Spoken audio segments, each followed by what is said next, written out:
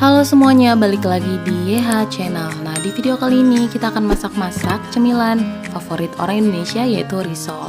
Bahan-bahannya kita udah siapin tepung terigu, air, lalu ada sagu kurang lebih 3 sendok teh aja, 1 butir telur, dan untuk isiannya ada wortel, ada kentang, dan juga daun bawang yang sudah dipotong-potong seperti ini, dipotong-potong dadu kecil.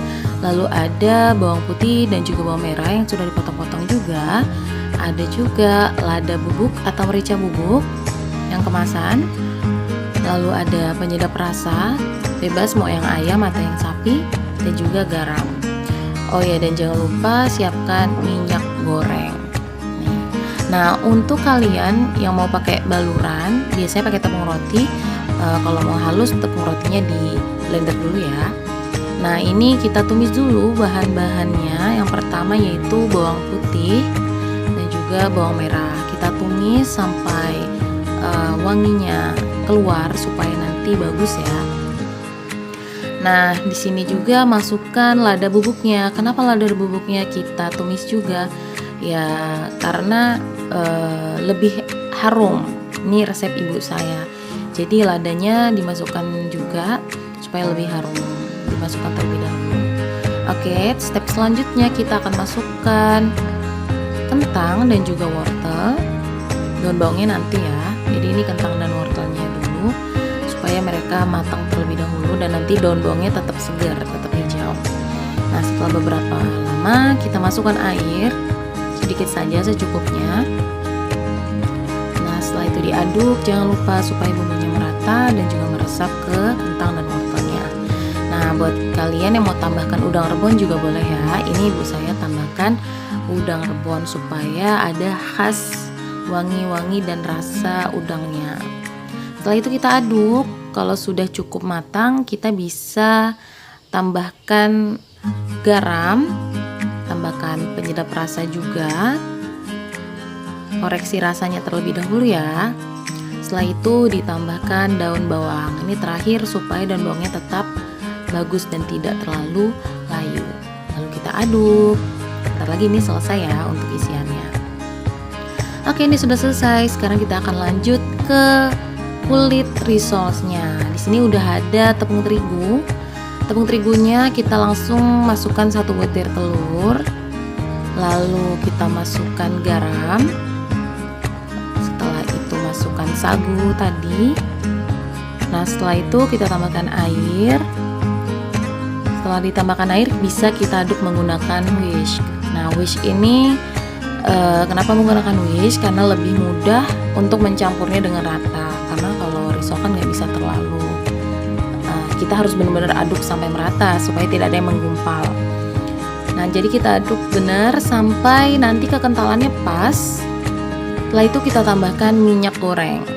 Nah, minyak goreng ditambahkan supaya adonannya nanti tidak lengket di teflon. Nah, setelah dikira pas, kalian bisa persiapkan kompor dan juga teflonnya. Nah, ini udah pas ya, nggak terlalu cair dan juga tidak terlalu kental. Nah, apinya segini aja ya teman-teman. Nah, setelah itu kita siapkan teflon yang sudah dilapisi oleh minyak, sudah kita oles minyak.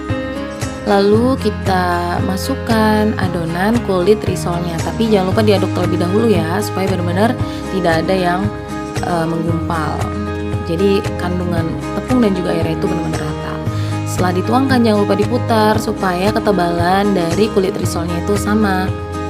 Nah, ini sudah matang satu, kita akan buat lagi.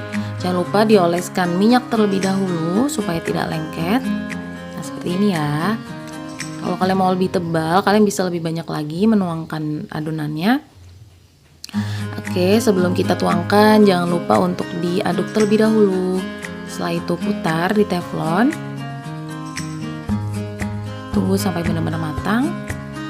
Nah, angkat. Setelah ini kita akan membuat balurannya. Di sini ada telur 1 butir saja.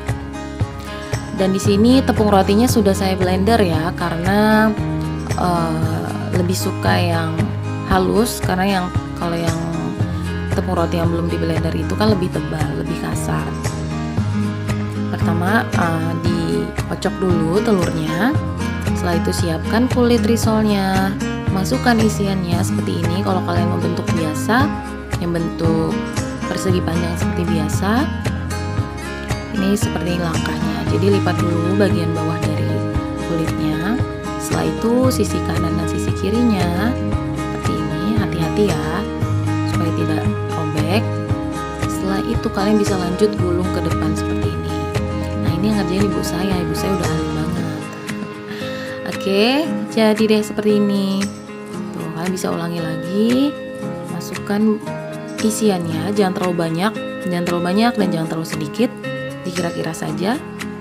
Lipat bagian bawah dari kulit risolnya seperti ini.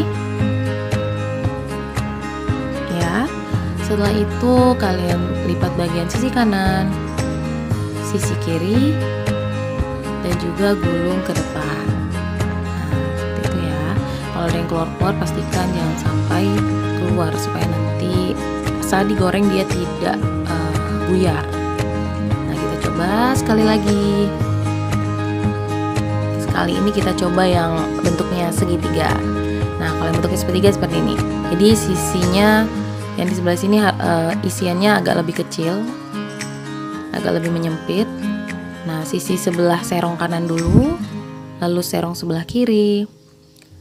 Nah, itu udah nampak ya, segitiganya udah kelihatan. Lalu lipat seperti itu. Yang bagian atas balik, lalu lipat sisi sisa dari kulit risolnya.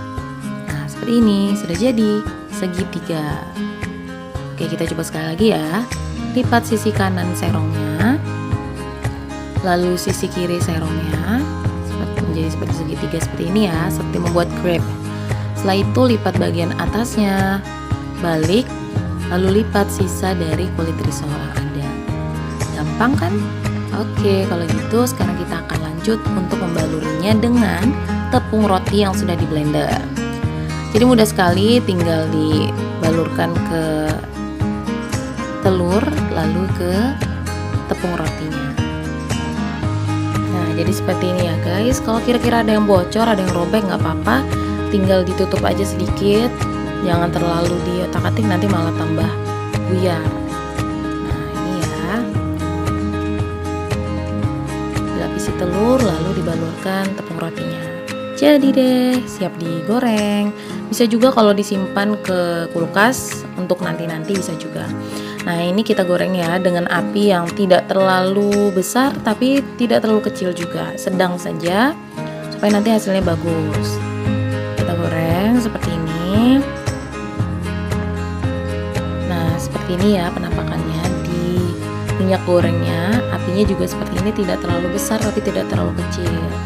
Kalau sudah waktunya dibalik, bisa kalian balik, jangan terlalu gosong karena tepung roti yang digunakan ini kan mudah sekali gosong. Itu tadi mengapa api tidak boleh terlalu besar dan tidak boleh terlalu kecil, karena bagian dalam risol harus sudah matang juga, tapi kita juga harus menjaga tepung roti yang di luar itu tidak gosong. Nah, ini udah matang, cukup seperti ini aja. Jadi warnanya kuning-kuning golden gitu ya, kuning emas seperti itu. Selanjutnya kita akan goreng yang segitiga. Ini enak banget buat jadi cemilan keluarga atau buat teman-teman kalian. Nah, sekarang kita goreng yang segitiga ya. Kita masukkan risol yang segitiga pelan-pelan supaya nanti tidak kecipratan minyak panasnya. Nah, untuk yang segitiga memang agak sulit karena rawan robek, tapi nggak apa-apa. Ini biasanya ibu saya buat risol ini untuk jualan. Jadi pesanan atau ada orang mau hajatan atau acara, biasanya mesen risol ke ibu saya. Jadi ini bisa dibilang risol jualan, khas jualan lah, bisa dibilang seperti itu. Kalau kalian mau buat di rumah buat keluarga, mungkin bisa membuat bahan-bahannya lebih lengkap lagi. Seperti tadi kami hanya menggunakan 2 butir telur saja. Kalau kalian mau lebih banyak bisa ditambah lagi supaya lebih enak. Oke, sudah matang. Sekarang yang segitiga sudah diangkat. Seperti ini sudah siap ya untuk disajikan. Baiklah, jadi kalian bisa siapkan saus sambal, mayones, dan tentunya cabai rawit sih, nggak pernah ketinggalan.